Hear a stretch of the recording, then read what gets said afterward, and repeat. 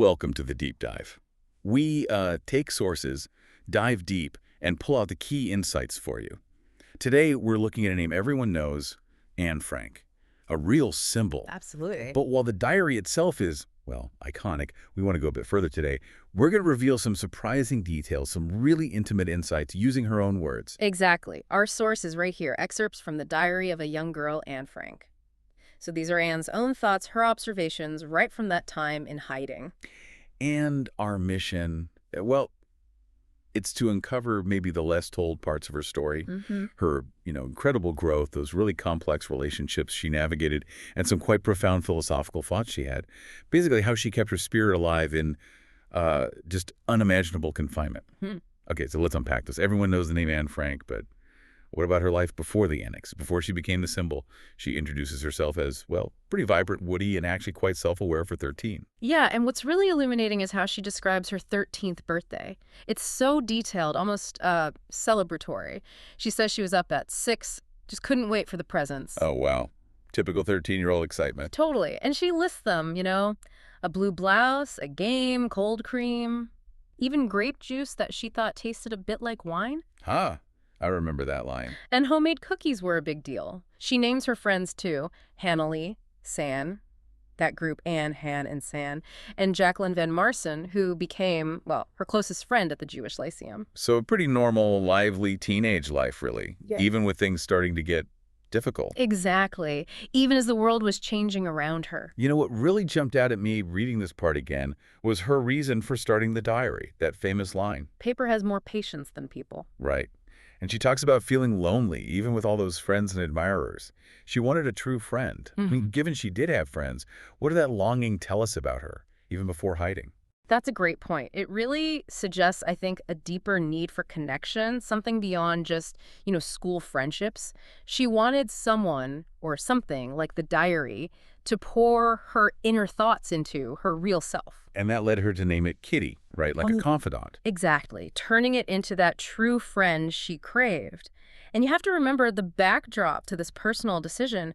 Holland, after May 1940, life for Jews was becoming incredibly restricted. Yeah, the decrees. The Yellow Star, obviously, but also no bicycles, no streetcars, shopping only at certain times, curfews. No entertainment, no sports. Right. Forced into Jewish schools, it was this constant tightening, Jacqueline's quote. It's chilling. I don't dare do anything anymore because I'm afraid it's not allowed. Yeah. That captures the fear, the constant looking over your shoulder, and that's the context for why hiding became, well, the only option left. That makes that move into hiding at 263 Prinsengracht feels so sudden, so stark. It describes just chaos initially, everything piled up. But what's amazing is how quickly they tried to make it home. Anne and her father plastering her walls with postcards, movie star pictures. It's a small thing, but... Oh, it's huge. It's about creating normalcy, isn't it? Holding on to beauty, humanity, when everything outside is the opposite. Exactly. A little act of defiance against those bare walls. And the annex didn't stay empty for long. It got crowded pretty fast. Right. The Van Pels family arrived, the Van Dans in the diary, and Fritz Pfeffer, Dussel. And their arrival came with some memorable details, almost comical in a dark way. Hey, like Mrs. Van Daan and her. Her chamber pot, yes. Yeah. Carried it right in, saying she wouldn't feel at home without it. Incredible. And Mr. Van Daan bringing in a collapsible tea table. Little human things amidst the terror. It's those details that make it so real. And speaking of making things work, that secret entrance, the bookcase. Ah, yes, built by Mr. Vaskiel. Quite ingenious. But tricky at first. Anne mentions everyone getting bumps on their foreheads until Peter patted it. Right, with a towel stuffed with wood shavings. A simple fix for a life-saving barrier. So clever, but also, what a thing to have to live with daily. Absolutely. And once inside, they even had rules. A prospectus and guide to the secret annex. Really? What kind of rules? Well, some were set by Mr. Van Daan, like no speaking German, only the language of civilized people. Wow. And strict quiet hours, obviously. Listening to classical music on the radio only after 6 p.m. It all comes back to that fear, doesn't it? Every little sound. Constantly. Every rule is about survival, about not being discovered. And they were trying to manage things on the outside too, weren't they? That fabricated story. Oh, right. Mr. Van Daan's clever plan to mislead the authorities. He told a friend, Mr. Goldschmidt, that the Franks had gone to Maastricht, then Belgium, then Switzerland. And they even left a note behind on purpose. Yes, Anne's mother did, to make it look convincing. Anne actually found it kind of amusing how people outside believed all sorts of wild stories. And like them riding bikes away or being taken in military vehicles. Yeah, while the reality was this tiny hidden space, the contrast is just stark. That external story versus the intense reality inside. Because life cooped up like that must have led to friction. Oh, inevitably. Anne's diary is brutally honest about the conflicts. Mrs. Van Dayen, for example. Anne describes her abominable Dutch, her arguments over things like shared sheets and dishes, her tendency to sulk. And that observation about her wanting to help raise other people's children. Yes. Take special delight not only in raising their own children, but in helping others raise theirs. You can just imagine how well that went down in such close quarters. Oh, I bet. And then there was Mr. Dussel. Anne called him an old-fashioned disciplinarian. And a preacher of unbearably long sermons. Yes. Tell us about that dental practice incident. That sounds something else. Oh, it's pure Anne. Dussel was trying to fix Mrs. Van Dayen's tooth, apparently, and got his probe stuck. You can almost hear Anne rolling her eyes as she writes it. His clumsiness must have been both frustrating and, well, maybe a tiny bit amusing. And how did she push back? I remember something about a timetable. Yes. That's classic Anne, showing her assertiveness early on. She got fed up with his long bathroom visits, so she made and posted Mr. Dussel's toilet timetable. No way. On the door. Right on the bathroom door. It really shows her finding her voice, refusing to be completely passive even there. That's brilliant. A small rebellion. And her own family relationships were shifting too, weren't they? Yeah. Particularly with her mother. Very much so. It's quite complex.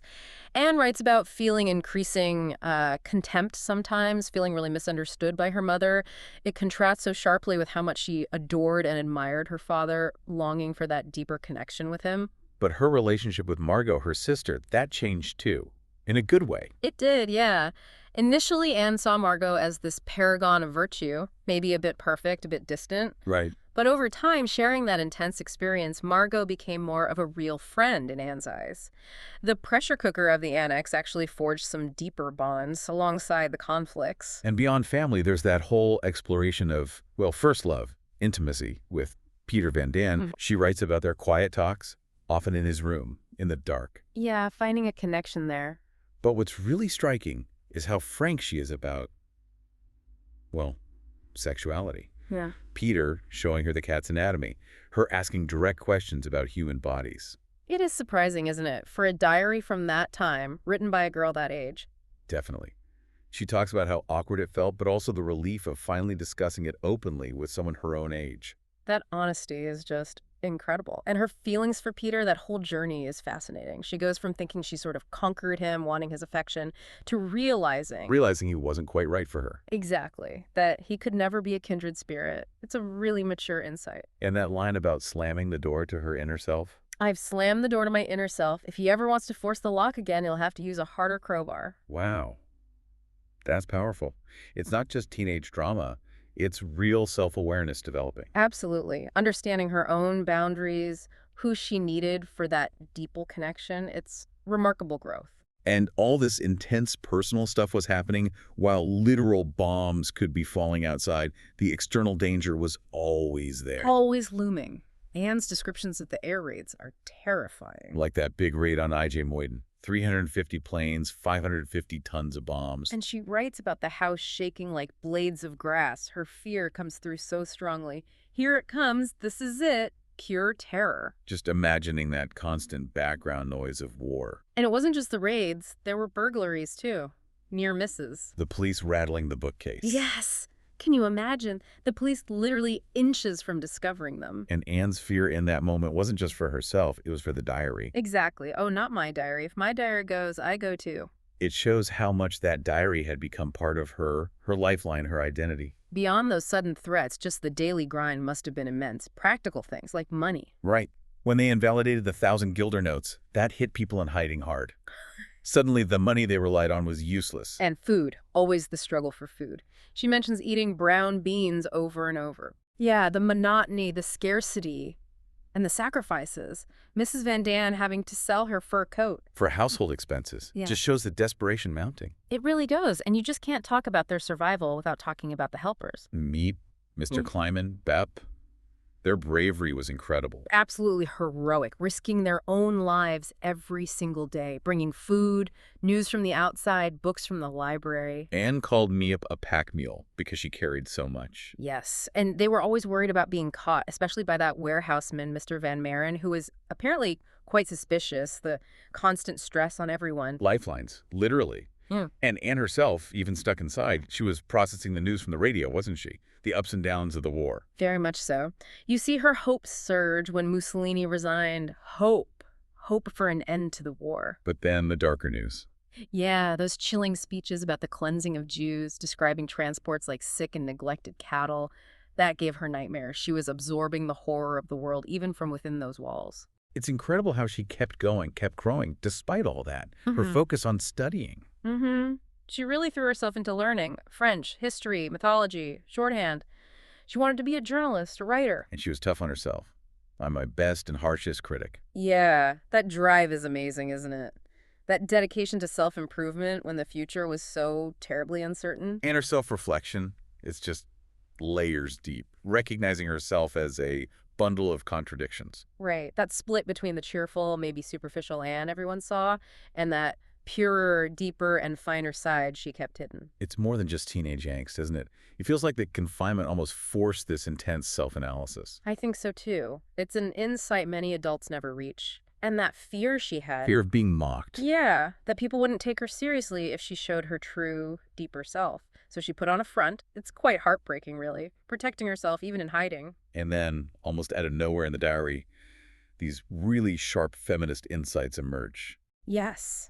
That's another surprising layer, questioning why women are seen as inferior to men. Observing how men just get to do as they please. And comparing childbirth pain to the suffering of war heroes, saying women often suffer more. That's quite a statement. Modern women want the right to be completely independent. It's incredibly forward-thinking for a teenager then. It really is. Looking beyond her immediate situation to these bigger societal questions, and ultimately her whole philosophy on finding happiness, on resilience, it's so moving. Believing in nature as medicine. Right. Much better medicine than valerian or bromide. Finding solace just by looking at the sky, the clouds. As long as you can look fearlessly at the sky, you'll know that you're pure within and will find happiness once more. Such a powerful belief in inner peace, inner purity, despite the ugliness outside. A message that still resonates so strongly today.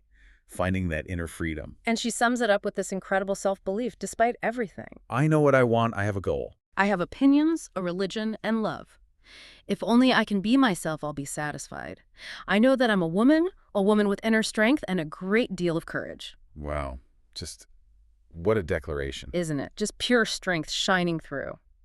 So we've really dug deep today into Anne Frank's diary, gone beyond the surface to see the everyday details, the conflicts, but also this incredible personal journey. Yeah, what's so fascinating, I think, is how she didn't just endure confinement, she transformed it. She turned it into this profound exploration of herself, leaving behind not just history, but this amazing testament to the human spirit, its resilience. So thinking about all this, what does it mean for you listening? I think Anne's story, her real story from the diary, it shows that even when things are incredibly restricted, incredibly frightening, our capacity to grow, to understand ourselves, to find some kind of inner freedom, well, it seems almost limitless. And maybe a thought to leave you with. After hearing Anne's raw honesty about her inner world, her feelings, her conflicts, what parts of your own inner life might surprise people? Or maybe even surprise yourself if you were to write them down? Something to think about. We hope this deep dive into Anne Frank's amazing diary has given you some new perspectives and maybe encouraged you to look a bit closer at the extraordinary lives often hidden inside histories we think we know.